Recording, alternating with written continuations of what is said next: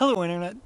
Today I'm going to be taking you behind the scenes and showing you how I've been creating my color series as I shoot the final image in the series, Black. This is probably the series that I get the most questions about as to how I actually did it. If you aren't already familiar with the series, basically what I've been doing is finding every color of the rainbow, red, orange, yellow, green, blue, forgetting indigo because let's face it, it's not a real color, and violet, as well as grayscale, white, gray, and black, which I'm doing today.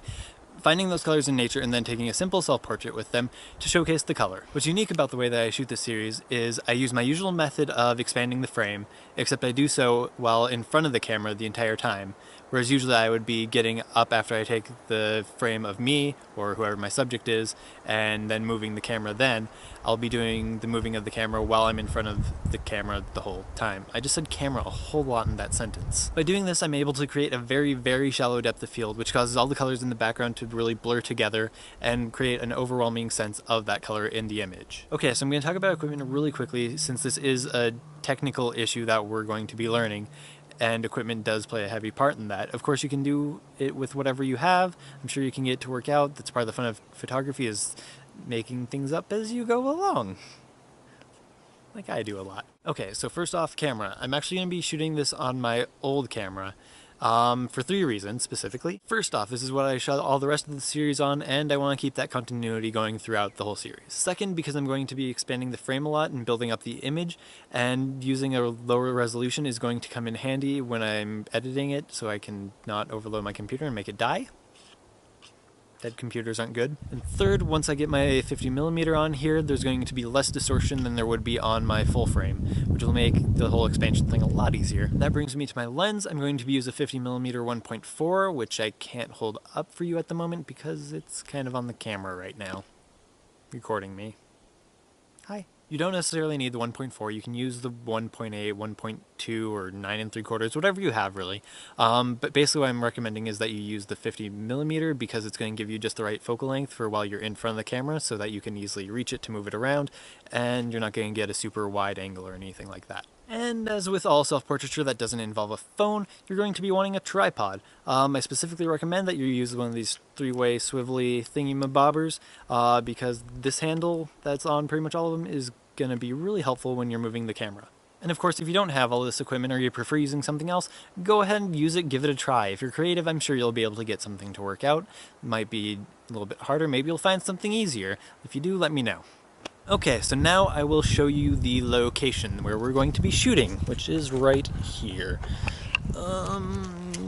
Struggling. Focus. Okay, so it took me a while to try and search around and find some place that was actually black. And after not being able to find anything, I was hoping for maybe some burnt fields or a whole burnt forest. I was able to find that I actually have some burnt trees right here in my usual forest. Let me focus this for a second. I actually just realized that I shot a photo from right over here. If you can tell me, this was probably in the background. If you can identify what photo was taken from like right here-ish, maybe, you get a bonus point. I'll like name drop you in a video or something. But yeah, anyway. We're going to be shooting right with these trees. For my angle, I'm going to be probably right around over here. The glorious thing about this technique is that you don't need a whole burnt forest because what's in the background really doesn't matter because you're going to be so close up. Like, this is probably all you're going to be able to see is black tree and a little bit of other stuff in there, so it's not just all black. Yeah, so that's what you're going to be seeing. So let's get started. Okay, shipment, and don't freak out. I know everything is different than it was like 4 seconds ago. I know everything looks wet. I know that I'm randomly wearing a scarf now. I know that I look and sound like a hot mess, but that's because my memory card decided to go through a rebellious stage while I was shooting this the first time, and then I got sick. And I'm still kind of sick, and I was leaking out of every hole in my face. It was fun. So now we're going to try this again, and it's kind of rainy a little bit. It's just going to happen, okay? Oh, I also lied to you when I said that we were going to be shooting from like over there looking this way, because we're actually shooting from here looking this way because light. Okay, so you'll notice that our setup is quite simple. We got camera on a tripod facing backwards, so the little handle thingy is facing towards me, so I'm here, I can move it around and everything. You'll notice it's super close, like, how far is this, 2 feet maybe? all up in my grill so that I'm getting the super close up. Yeah. Okay, a few tips as far as posing is concerned. I highly recommend that you're in a position where you're sitting or leaning up against something or doing both, as I'm doing this time. You can do it standing up, but you'd be surprised how much you actually move when you're just standing still. And because you're getting your body and face in multiple shots, if it's moving around, it can be a little tricky to piece together. Usually can get it to work out, but it's just obnoxious. Also, as far as how far away the camera is, you want to get it so that your whole face, like the facial feature part of your face, will all fit into one single shot, so that you don't have like two eyes going in opposite directions, or your chin is at a slightly different angle in a different picture, because then when you're trying to piece those together, you're going to look all sorts of crazy, and that's not really what we want. Alright, so probably the hardest thing about pulling off this technique is your focus. Primarily because you're not going to be behind the camera, looking through the viewfinder, being able to tell if you're in focus, or anything like that. It's kind of a guess and check system. So what you're going to start out doing is getting in your position. I'm going to be roughly about here. Big tip is, you know how DSLR works, like you look through the viewfinder and then there's a little mirror and it reflects out the lens. The opposite is also true. So when you're looking through your lens, you can see light through the viewfinder basically. It's kind of like a brown blurry mess. But you can see if you're looking straight on, or if you're off to the side, you can see the boundary lines and stuff. So that will let you know if you're looking right in the camera. Sometimes you can think like, oh, this looks like I'm right there, but secretly you're not. So that's going to be useful to getting it lined up so you know you're actually looking at your face. So you're going to start out with your camera on autofocus.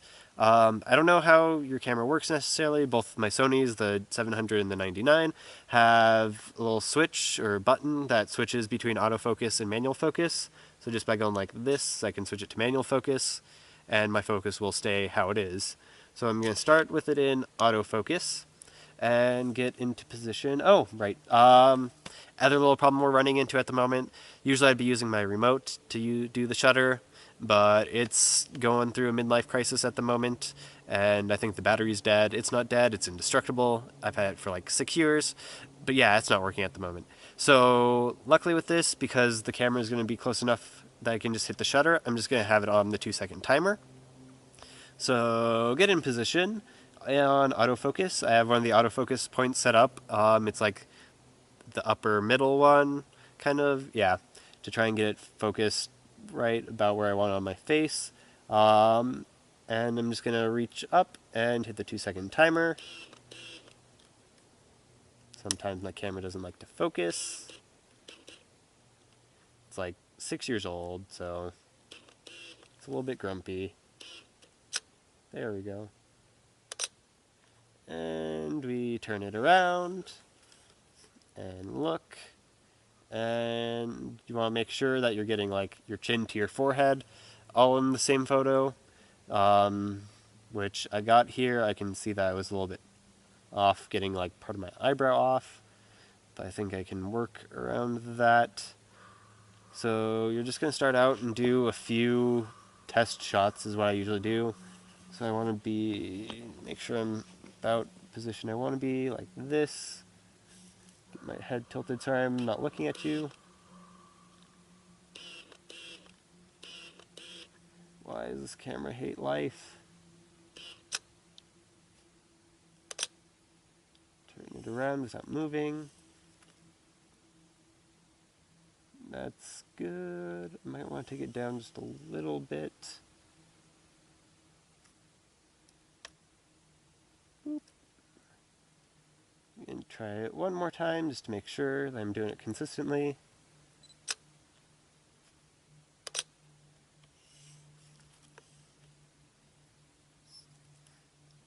Okay, so I think I've got about what I want here. So, sorry I'm not looking at you, I'm trying to stay in position. What I'm going to do is take the base shot, then reach up and switch it to manual focus. I'm going to do a few shots while I'm still here, just make sure I'm getting facial expression I want.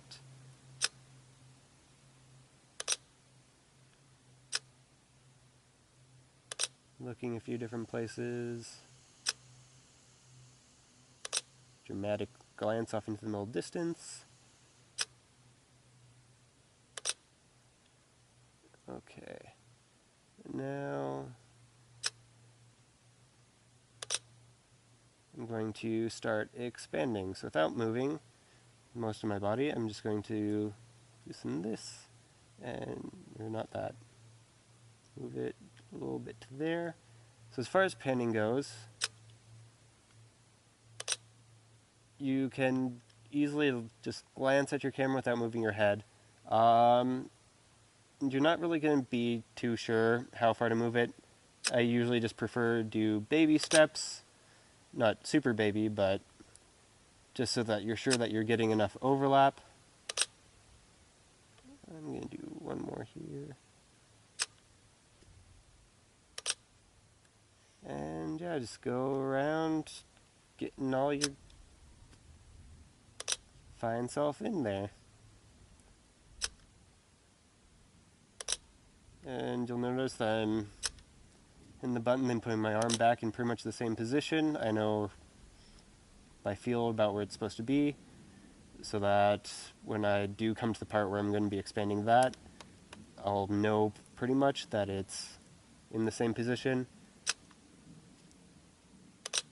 The good thing about this is there is such a shallow depth of field that it can be pretty easy to fake some things. The camera's not being happy again.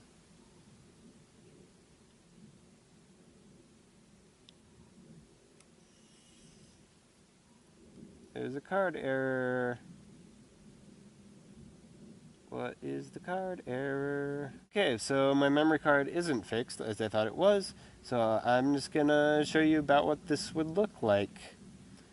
So we're about there, move over, hit button, take a picture, move, hit button, take a picture, come back over here, hit button, take a picture, yada yada yada.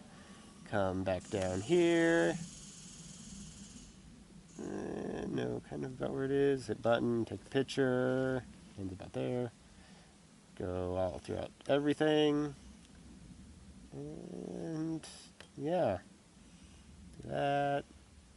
Then probably at the end, I'd suggest you go back and do a couple more face shots, just in case you moved a little bit. Just to make sure you have something that will work out, hopefully. And then, once you get all that, you go back and look through your images and check that your first one was in focus. And if something did go horribly wrong, then you just get to go redo it all again, which is part of the fun of it. And by fun, I mean it's obnoxious, but that's what you do. And now, thanks to Movie Magic, we transitioned back to a week ago. And that wraps up our shoot. Hopefully you guys found that educational and entertaining. If you did, be sure to give the video a thumbs up. Don't forget to subscribe, of course, so you get all the future videos. Let me know down in the comments if you were able to get all that. If you have any questions, please let me know. If there aren't enough, maybe I just suck at explaining things. I can do a follow-up video and answer all those. Talk to me. And if you do come up with an image, be sure to share it with me. You can put it on my Facebook page or tweet it at me or tag me in social media it to me. Can we just use that term, social media it to me? I mean, we make verbs out of the social media network, so why not just make it all a verb? That's what you do. Okay, bye. Make it a lot easier on my computer. I just kind of bit my tongue and just didn't say words there. Shooting on my 50mm will have less distortion, just like my words are distorted. Basically, I'm just recommending that shut up. Come on. Okay. You know, shut up. Cars just driving everywhere. Do a car dance. I think I'm just more fun in front of a camera, really. I think it's the freedom of being able to talk to yourself. With the excuse of it being someone else.